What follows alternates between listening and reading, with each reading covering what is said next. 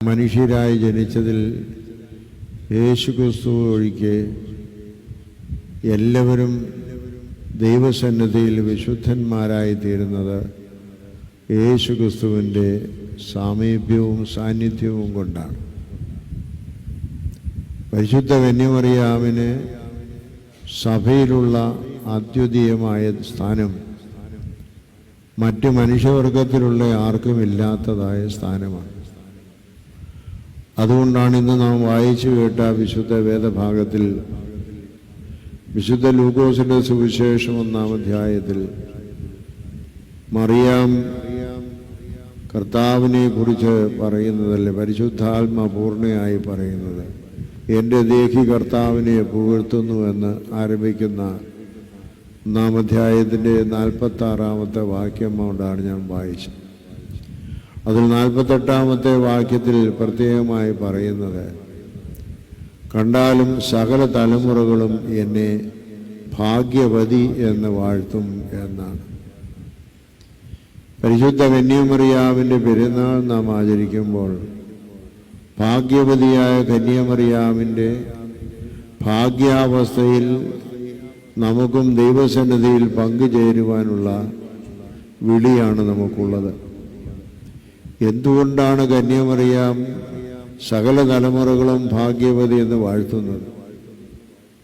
എല്ലാ പരിശുദ്ധന്മാരുടെയും രാജ്ഞിയായിട്ട്, എല്ലാ പരിശുദ്ധന്മാരുടെയും കിരീടമായിട്ട് കന്യമറിയാമിനെ കണക്കാക്കുന്നത് എന്തുകൊണ്ടാണ്? ഒന്നാമത്തെ കാരണം, പരിശുദ്ധ കന്യമറിയാം ദൈവം ഇറങ്ങി വസിച്ച ദൈവത്തിന് ആലയമായി തീർന്ന, അദൃശ്യനായ ദൈവത്തിന് ദൃശ്യമായി ലോകത്ത് ജീവിക്കാൻ ആവശ്യമായ ശരീരവും രക്തവും ദാനം ചെയ്തത് ലോക ചരിത്രത്തിൽ ഒരു വ്യക്തി മാത്രമാണ്, അത് കന്യമറിയാമാണ്.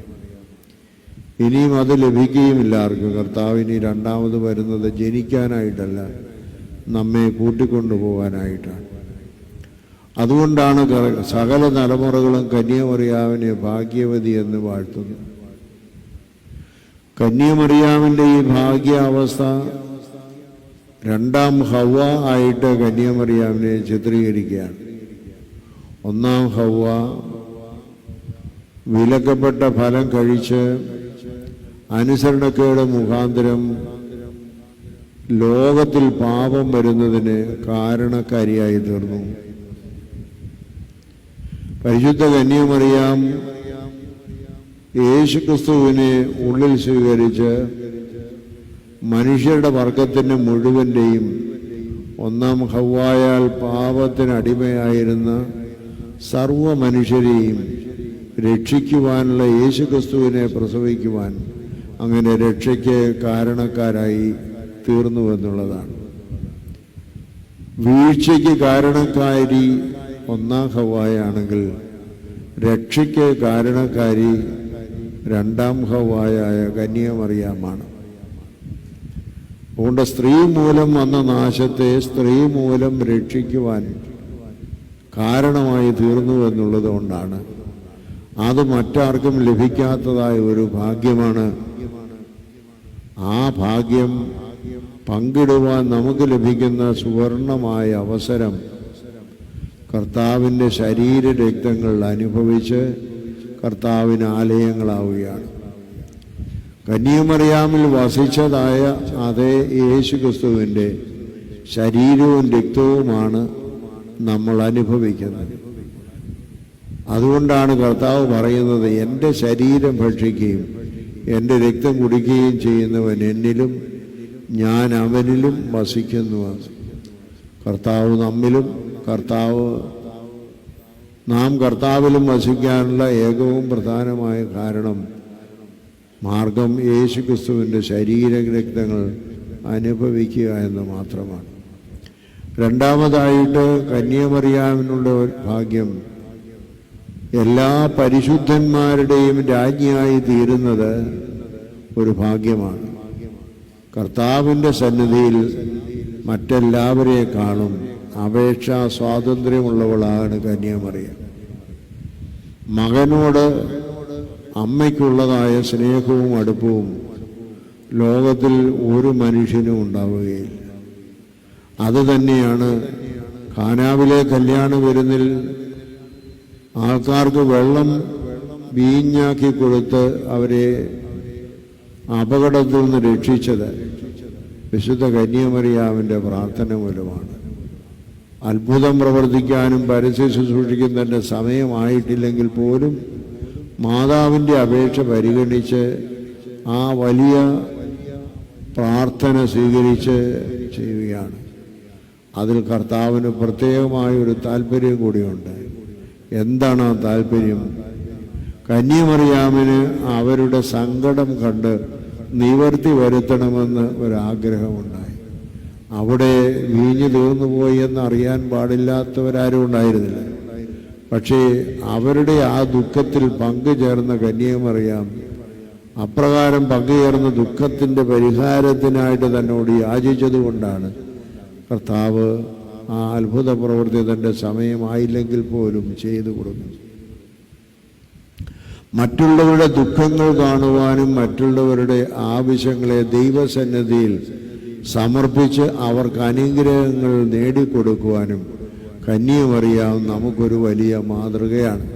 നമ്മുടെ ചുറ്റും നിവസിക്കുന്ന എല്ലാവർക്കും അവരുടെ ദുഃഖങ്ങളിലും ദുരിതങ്ങളിലും കണ്ണ് നമുക്ക് ഉണ്ടാകുവാനും അതിനെ പരിഹരിക്കുവാനും നമ്മൾ കർത്താവിൻ്റെ സന്നിധിയിൽ പ്രാർത്ഥിക്കുന്നുവെങ്കിൽ അതിന് പരിഹാരമുണ്ടാക്കുവാൻ ദൈവം നമ്മളെ പ്രാപ്തരാക്കും എന്നുള്ളതാണ് ഇവിടെ നമുക്ക് കന്യാമറിയാമിൻ്റെ വലിയ ഭാഗ്യാവസ്ഥയിൽ പങ്കുകാരാകാൻ കഴിയുന്ന രീതി. മൂന്നാമത് കന്യാമറിയാമിനെ ഭാഗ്യവതി എന്ന് വാഴ്ത്തുന്നത് പുരുഷബന്ധമില്ലാതെ ഒരു മകനെ പ്രസവിച്ച കന്യാമറിയാം നിത്യകന്യകയായി നിലകൊണ്ടു. തനിക്ക് വേറെ മക്കളില്ലാതിരുന്നത് കൊണ്ട് കർത്താവിൻ്റെ കുരിശുമരണത്തിങ്കിൽ കർത്താവ് അവളെ തൻ്റെ മകനായ യേശു ക്രൂശിക്കപ്പെടുന്നതിന് പകരം മകനായിട്ട് യോഹന്നാനെ ഏർപ്പെടുത്തി കൊടുക്കുക. സ്ത്രീയെ, ഇതാ നിൻ്റെ മകനെന്ന് യോഹന്നാനെക്കുറിച്ചും യോഹന്നാനോട് ഇതാ നിൻ്റെ മാതാവ് എന്നുള്ളതും ഏർപ്പിച്ചു കൊടുക്കുകയാണ്.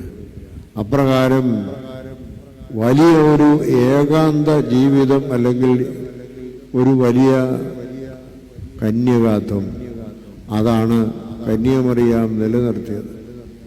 എന്തുകൊണ്ടാണ്? കർത്താവ് എന്നിൽ വസിച്ചതായ ശരീരമാണ്.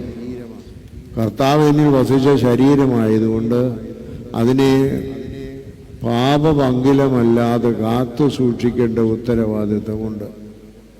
ഇത് തന്നെ പൗലോസ്ലീഹ നമ്മളോടും പറയുന്നു. നിങ്ങൾ ദൈവത്തിൻ്റെ മന്ദിരമെന്നും ദൈവത്തിൻ്റെ ആത്മാവ് നിങ്ങളെ വസിക്കുന്നുവെന്നും നിങ്ങൾ അറിയുന്നില്ലേ? വീണ്ടും 6-ാം അധ്യായത്തിലെ 1 കൊരിന്ത്യർ 6-ാം അധ്യായത്തിൽ പറയുന്നുണ്ട്, ആകയാൽ നിങ്ങളുടെ ശരീരം കൊണ്ട് ദൈവത്തെ മഹത്വപ്പെടുത്തുക. കന്യാമറിയാമിൻ്റെ ഭാഗ്യാവസ്ഥ തൻ്റെ ശരീരം കൊണ്ട് ജീവിത അവസാനം വരെയും കർത്താവിനെ മഹത്വപ്പെടുത്തുവാൻ സാധിച്ച ഒരു മനുഷ്യ വ്യക്തിയാണ്.